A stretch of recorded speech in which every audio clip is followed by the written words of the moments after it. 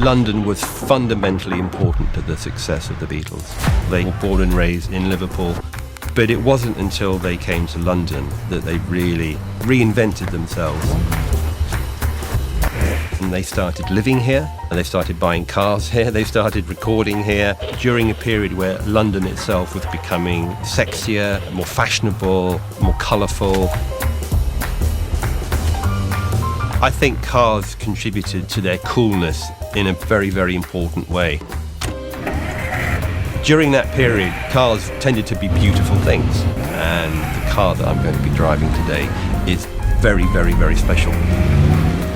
The first impression I got of the car was just how sleek and how sophisticated it is. The lines, the sort of relationships between the interior, the exterior. Paul McCartney must have looked amazing when he was driving it in 1967.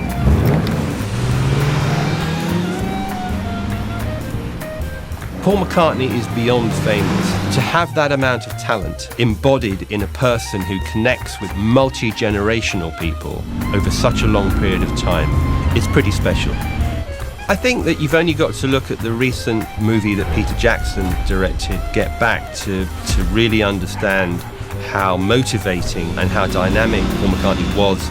I think for years there was a misconception that John Lennon was the slightly edgier Beatle, but I think that it was Paul who often drove and pushed the Beatles into creative areas that they hadn't been working in before.